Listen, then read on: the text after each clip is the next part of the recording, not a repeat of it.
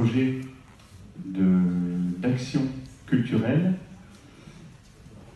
que j'ai intitulé Réseau Eleuthère. Donc c'est un réseau de propositions d'action culturelle dans la cité. Et si je le propose ici, c'est que c'est des actions culturelles qui visent à révéler l'anthropologie, dévoiler dans notre société l'anthropologie chrétienne et réconcilier la foi et la raison dans notre société par la pensée, par la culture. Alors, l'action d'entrée que je propose, c'est le tractage. La première action du militant, j'ai remarqué que c'était toujours presque le tractage, et ensuite ça peut déboucher sur d'autres actions, comme organiser des collages culturels ou d'autres actions proposées par le réseau. Pourquoi ? Parce que c'est un réseau qui a pour objectif d'être participatif, à savoir que les personnes qui participent à un tractage en fait se voient proposer les tractages sur leur zone géographique qui ont lieu et sur quel contenu. Donc quel tract, à quel endroit, à quelle heure. Si je suis sur cette zone, je reçois cette proposition. Après, si je suis en accord, si je trouve que ça a du sens comme action, et ce contenu-là à tel endroit, eh ben, j'y participe ou non. Je peux aussi proposer un contenu. C'est-à-dire que le réseau, en fait, il y a une modération des contenus, et le réseau met à disposition, en fait, des outils d'impression, des tracts, pour faire baisser leurs coûts, et les revendre au coût d'impression en grande quantité. Donc on peut proposer des contenus et on peut aussi proposer des actions pour ceux qui veulent aller plus loin que de simples tractages. Alors, Eleuthère, pourquoi ? Eleuthère, c'est un mot grec qui signifie liberté. Il s'agit de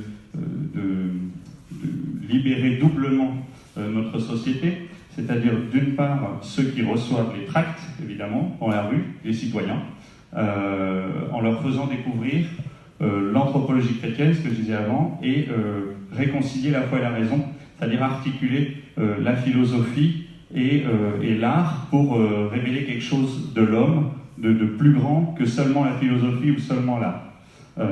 C'est en cela que c'est un projet de diffusion de la pensée chrétienne plus que d'évangélisation directe.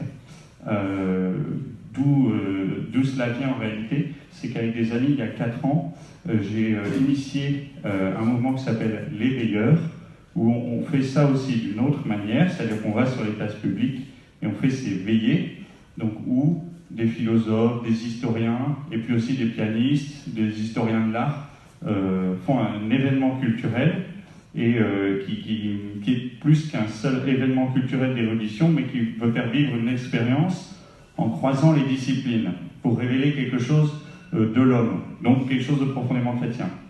Voilà, et libérer l'action, c'est-à-dire proposer graduellement des petites actions aux gens. Donc ça commence par ces tractages, mais après, ça forme des réseaux, du coup, localement, de gens qui auront fait une action ensemble, qui se seront trouvés réunis sur une idée et une action, et qui peuvent, du coup, souhaiter faire un collage, coller des citations dans les centres-villes, ou même organiser des veillées ultérieurement. Et pour le coup, c'est beaucoup plus d'engagement. Donc c'est une porte d'entrée vers l'engagement, quoi. Voilà, donc ça c'est un exemple de tract. En fait, j'ai plus pensé à des tracts dépliants. Ah. Il est là. Ah, il est là, pardon. Merci. Voilà, typiquement, en fait, c'est plus des petites plaquettes. Donc là, par exemple, sur le thème de la famille, donc à l'intérieur, vous trouvez des problématiques un peu philosophiques, des citations d'auteurs très variés qui viennent d'horizons religieux, politiques différents, mais qui, sur l'essentiel, disent quelque chose de juste, qu'on découvre après plus clairement dans un énoncé philosophique.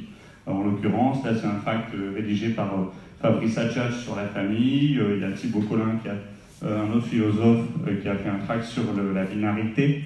Un autre tract que j'ai fait sur le don. Donc en fait, c'est des contributions pour proposer ces tracts. Voilà. Et l'outil du coup en lui-même, c'est... Ah oui, donc les tracts ne sont pas signés. C'est-à-dire que c'est un outil, c'est comme une plateforme où on ne va pas faire la promotion d'un réseau pour lui-même. Le réseau n'est pas dévoilé, si vous voulez, mais qui est plutôt un outil informatique qui va localiser les personnes qui participent aux actions pour leur proposer d'autres actions par ailleurs. Voilà. Et oui, et l'intuition, c'est aussi celle de jeunes Allemands d'un réseau qui s'appelait La Rose Blanche, qui étaient des protestants qui, dans l'Allemagne nazie, avaient diffusé des tracts. Ils étaient protestants et catholiques. En tout cas, le frère et la sœur étaient protestants. Alors, bon, voilà, donc j'en ai fini.